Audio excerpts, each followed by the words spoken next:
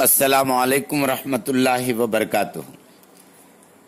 معزز ناظرین کرام، الخیر ٹرسٹ CGM چینل میں آپ تمام کا استقبال ہے، خیر مقدم ہے۔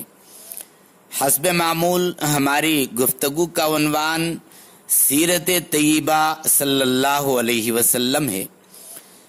آج کی ہماری گفتگو سیرت طیبہ صلی اللہ علیہ وسلم کی 16ویں قسط پارٹ 16 کے ساتھ آپ کی خدمت میں حاضر ہیں۔ کل کی گفتگو میں آپ لوگ رسول اللہ صلی اللہ علیہ وسلم اور دائی حلیمہ رضی اللہ تعالیٰ عنہ کے واقعات کو سن رہے تھے کہ رسول اللہ صلی اللہ علیہ وسلم جب دائی حلیمہ رضی اللہ تعالیٰ عنہ کے گھر پہنچے تو کیا کیا واقعات پیش آئے، بکریوں والے فلاں فلاں، وہ واقعات کو کل آپ سن رہے تھے۔ اسی کا کچھ حصہ آج آپ کے سامنے پیش کرنے کی سعادت مندی حاصل کرتا ہوں، اور یہ درخواست کرتا ہوں کہ آپ اسی طرح آخر تک سنیں۔ رسول اللہ صلی اللہ علیہ وسلم کے یہ بچپن کے واقعات بہت ہی عمدہ، بہت ہی پیارا، اور رسول اللہ صلی اللہ علیہ وسلم کا یہ بیان آپ کے ایمان کو تازہ کرے گا۔ میں امید کرتا ہوں کہ آپ اسی طرح آخر تک سنیں گے۔ سماعت فرمائیں۔ حلیمہ رضی اللہ تعالی عنہ فرماتی ہیں کہ جب حضور صلی اللہ علیہ وسلم کی عمر مبارک بات کرنے کی آئی تو حلیمہ رضی اللہ تعالی عنہ فرماتی ہیں کہ میں آپ صلی اللہ علیہ وسلم کو یہ فرماتے ہوئے سنتی: اللہ اکبر، الحمدللہ رب العالمین، وسبحان اللہ وبکرۃ واصیلا۔ اور رات کے وقت آپ صلی اللہ علیہ وسلم کے دل مبارک کو یہ فرماتے سنتی: لا الہ الا اللہ قدوس نامت العیون والرحمن لا تأخذہ سنۃ ولا نوم۔ اور دائی حلیمہ فرماتے ہیں کہ میں حضور صلی اللہ علیہ وسلم کو مہد میں، یعنی جھولے میں چاند سے باتیں کرتے اور اشارہ کرتے دیکھتی تھی، اور جس طرف چاند کو اشارہ فرماتے رسول اللہ صلی اللہ علیہ وسلم، چاند اسی جانب جھک جاتا تھا، اور فرشتے آپ کے گہوارے یعنی جھولے کو ہلاتے تھے۔ اللہ اکبر۔ حلیمہ سعدیہ رضی اللہ تعالی عنہ فرماتی ہیں کہ حضور صلی اللہ علیہ وسلم نے کبھی بھی کپڑوں میں بول و براز نہیں کیا، پیشاب پاخانہ نہیں کیا۔ آپ صلی اللہ علیہ وسلم کے بول و براز کا ایک وقت مقرر تھا۔ جب بھی میں، دائی حلیمہ فرما رہی کہ جب بھی میں ارادہ کرتی دودھ پلانے کے بعد رسول اللہ صلی اللہ علیہ وسلم کو، تو آپ کے دہنے مبارک کو جب میں دودھ وغیرہ سے پاک و صاف کرنا چاہتی تو غیب سے مجھ سے پہلے آپ کا دہنے مبارک پاک و صاف رہتا تھا، پاک و صاف ہو جاتا تھا۔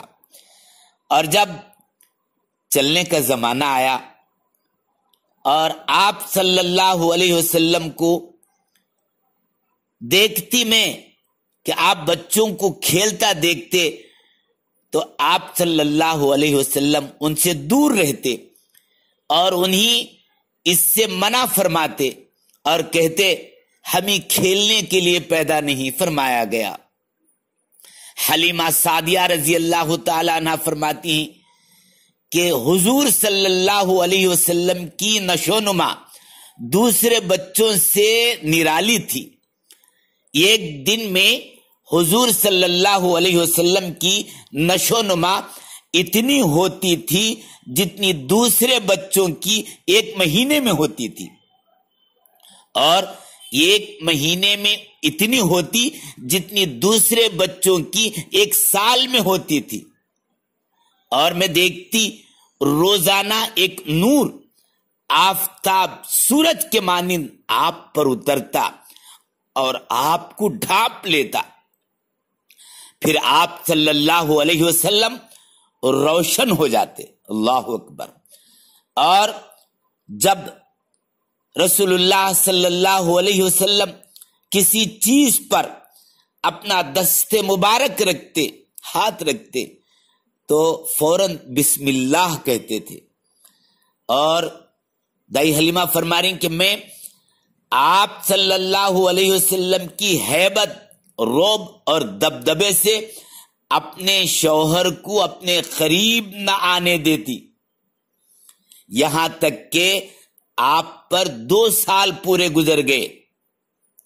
حلیمہ رضی اللہ تعالیٰ عنہ فرماتی ہیں کہ میں حضور صلی اللہ علیہ وسلم کو کبھی دور جانے نہ دیتی. ایک روز مجھ سے غفلت ہوئی، آپ صلی اللہ علیہ وسلم اپنی رضائی بہن شیما کے ساتھ، جو کہ آپ کے ساتھ والہانہ محبت رکھتی تھی، خاص طور پر رہتی تھی، شیما کے ساتھ چلے گئے. یہ گرمی کے دن تھے، تو میں آپ صلی اللہ علیہ وسلم کی تلاش میں نکل گئی، چل دی. میں نے آپ صلی اللہ علیہ وسلم کو شیما کے ساتھ دیکھا، شیما کے ساتھ پایا. میں نے اپنی بیٹی شیما کو ڈانٹا اور کہا کہ گرمی اور لو میں تو محمد صلی اللہ علیہ وسلم کو لے کر آ گئی. شیما نے کہا ہم نے تو گرمی کی شدت محسوس نہیں کی، کیونکہ میں نے دیکھا کہ ابر کا ٹکڑا آپ پر سایہ کیے ہوئے رہا. جہاں تک آپ صلی اللہ علیہ وسلم تشریف لے جاتے ابر ساتھ جاتا، یہاں تک کہ ہم یہاں پہنچ گئے ہیں. عزیز دوستو، حلیمہ رضی اللہ تعالی عنہا کی بیٹی کا نام شیما تھا. ایک دن ایک عجیب بات ہوئی. حلیمہ رضی اللہ تعالی عنہا نے بیٹی سے کہا شیما دیر ہو رہی ہے، بکریوں کو چرانے کے لیے لے کر جاؤ. شیما کہنے لگی امی جان بکریاں زیادہ ہی، میں اکیلی ہوں، میں ان کے پیچھے، ان بکریوں کے پیچھے بھاگ بھاگ کر تھک جاتی ہوں، مجھ سے ان بکریوں کو سنبھالا نہیں جاتا، کسی اور کو میرے ساتھ بھیج دو تب میں جاؤں گی. حلیمہ رضی اللہ تعالی عنہا نے اپنی بیٹی سے کہا کہ بیٹی شیما گھر میں تو کوئی اور نہیں، گھر میں تو کوئی اور ہے نہیں، تیرا باپ بھی بوڑھا ہے اور میں بھی بوڑھی ہوں، لہذا اب تیرے ساتھ اور تو کوئی نہیں جا سکتا، تمہیں اکیلے ہی لے کر جانا پڑے گا، تم کو اکیلے ہی جانا پڑے گا. شیما کہنے لگی امی جان میرے بھائی محمد صلی اللہ علیہ وسلم کو میرے ساتھ بھیج دیجئے. حلیمہ رضی اللہ تعالی عنہا نے کہا بیٹی تم بکریوں کو سنبھالو گی یا بھائی کو سنبھالو گی؟ وہ تو بچہ ہے، گود میں رہنے والا ہے. شیما نے کہا امی اگر آپ مجھے اکیلا بھیجیں گی تو بکریاں مجھ سے نہیں سنبھلیں گی، اور اگر بھائی کو ساتھ بھیج دیں گی تو میں بکریوں کو بھی سنبھال لوں گی اور بھائی کو بھی سنبھال لوں گی. حلیمہ رضی اللہ تعالی عنہا یہ جواب سن کر حیران رہ گئی اور بیٹی سے پوچھا کہ بیٹی کھل کر بتاؤ بات کیا ہے، اصل بات کیا ہے؟ اب شیما نے تفصیل بتایا. اما میں 1-2 مرتبہ بھائی کو لے کر گئی، ایک تو میں نے دیکھا کہ پورا دن بادل مجھ پر سایہ کیے ہوئے تھا، مجھے دھوپ میں جانا ہی نہیں پڑا، اور دوسری بات میں نے یہ دیکھی کہ راستہ چلتے جو مسافر قریب سے گزرتے تھے ہمارے، ان میں سے کئی راہب بھی ہوتے تھے، وہ اپنے بھائی اس بچے کو دیکھ کر پہلے بچے کو پیار کرتے تھے، پھر مجھ سے پوچھتے تھے کہ یہ کون ہے. اور تیسری بات یہ ہے کہ جب میں بھائی کو لے کر گئی تو میں نے یہ دیکھا کہ میری بکریوں نے جلدی سے گھاس کھا لی، چر لی. پھر جہاں میں بیٹھی تھی یہ بکریاں آ کر میرے اطراف گھیرا ڈال کر بیٹھ گئی. میں اپنے بھائی کا چہرہ دیکھتی رہی اور میری بکریاں بھی بھائی کا چہرہ دیکھتی رہی. اللہ اکبر. اللہ رب العزت نے اپنے حبیب صلی اللہ علیہ وسلم کو کیا حسن و جمال عطا فرمایا تھا. کسی نے کیا ہی خوب کہا ہے، وَأَحْسَنُ مِنْكَ لَمْ تَرَقَّتُ عَيْنِي وَأَحْسَنُ مِنْكَ لَمْ تَرَقَّتُ عَيْنِي.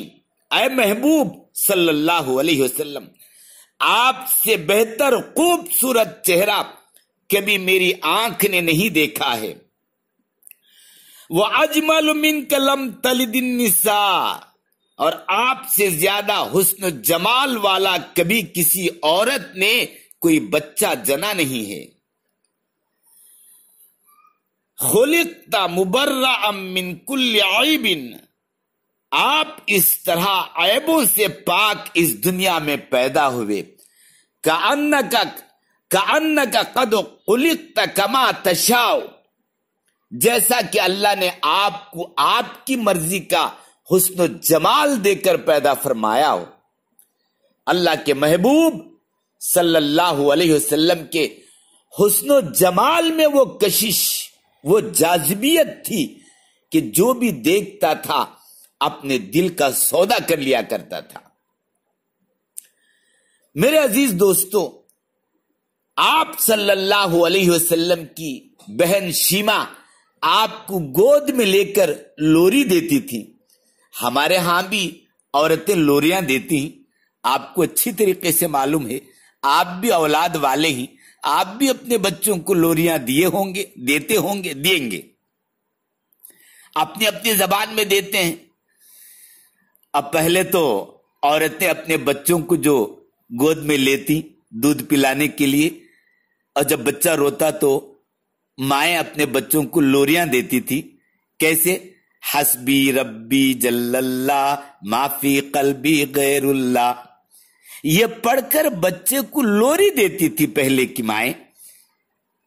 اور بعض مائیں تو اپنے بچوں کو گود میں لے کر اپنی زبان میں یوں لوری دیتی تھی. اللہ اللہ لوری دودھ بھری کٹوری، اللہ اللہ لوری دودھ بھری کٹوری، نومان دودھ پیے گا نیک بن کر جیے گا. ایسے عورتیں اپنے بچوں کو گود میں لے کر لوریاں دیتے تھے. قرآن کی آیتیں پڑھ پڑھ کر بچوں کو لوریاں دیتے تھے. اور آج کی بھی اپنی مائیں بہنیں ہی اپنے بچوں کو لوریاں، ہائے اللہ، ٹیکنیکل زمانہ ہے اور ترقی یافتہ زمانہ ہے. اپنے بچوں کے پاس جب بچے روتے ہیں تو معاف کرنا برا لگتا ہوگا آپ کو، سل رکھ کر گانے آج کے سنا دیتے ہیں. ہائے ہائے، اب بچوں میں کیا اثر رہتا ہے آپ اندازہ کریں.